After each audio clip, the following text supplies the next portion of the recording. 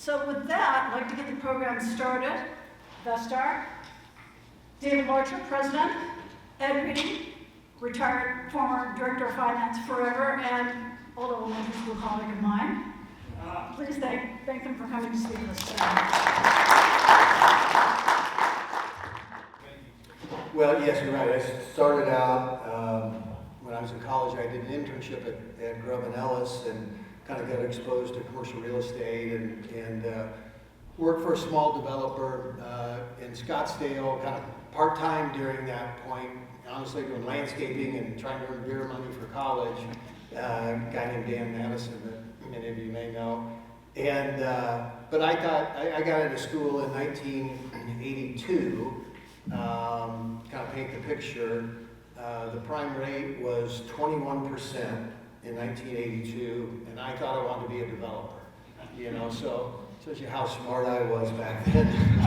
Chosen the right path, but it's a classic story of adversity begets opportunity, I like to say. And the home builder was going broke. This was during the savings and loan crisis.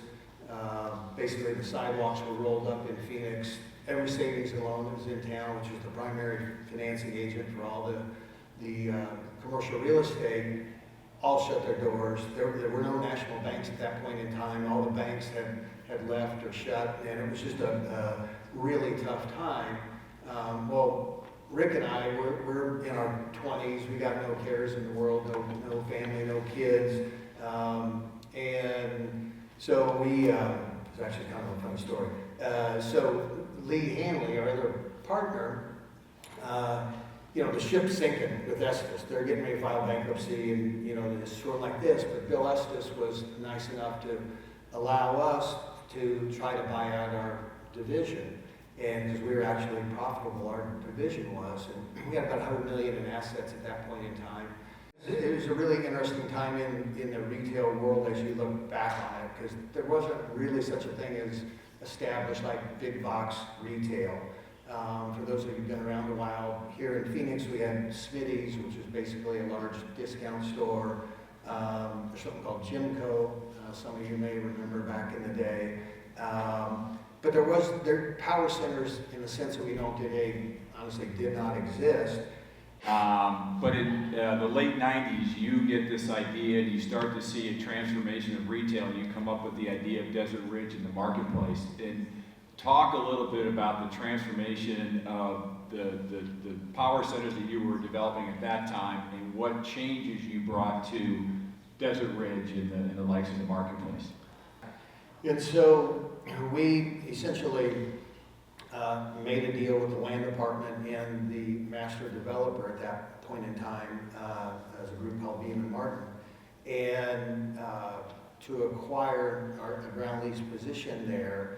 But we would develop it something different, not your traditional strip center kind of target kind of project. We'd create a place-making opportunity, pedestrian plazas, and something that would engage the local community there, which to help them sell houses, basically a community gathering spot. Because in these suburban areas, you don't have that. I mean, those of us who live in the city don't really appreciate these far suburban areas.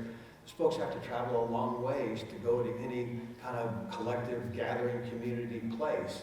The retailers who haven't survived at this point in time are the ones that either did not or didn't have the ability to respond to e-commerce and invest in e-commerce platforms and adjust their merchandising and programming to that. The retailers, which are really the ones in existence today, they did that. And so they've developed this omni-channel presence that made why retailing is so strong today.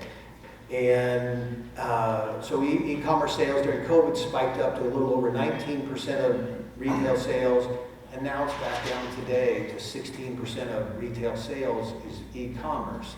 And so what we've done is we've taken the black cloud away, probably most importantly, weeded out all the weak sister retailers who really probably were hanging on by a thread and shouldn't have been in business. So as a consequence, in our world, the balance sheets of the retailers today have never been stronger in my entire career.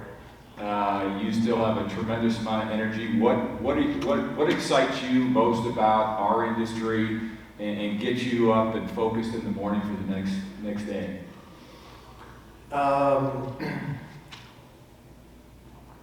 Probably a couple things. Honestly, first and foremost is we've got at Vestar, we're blessed with a lot of young, super bright folks who have a ton of energy. They're smart, they can run faster and jump higher than I ever could, and they're willing to put it in. And for me to be able to really just share my gray hair wisdom and not have to do the work. The relationships I've been able to develop locally as well as nationally in this business is fantastic, and I just really enjoy those relationships. And it probably doesn't help that our business is the best it's been in my career, probably. That helps a little bit too. Yeah.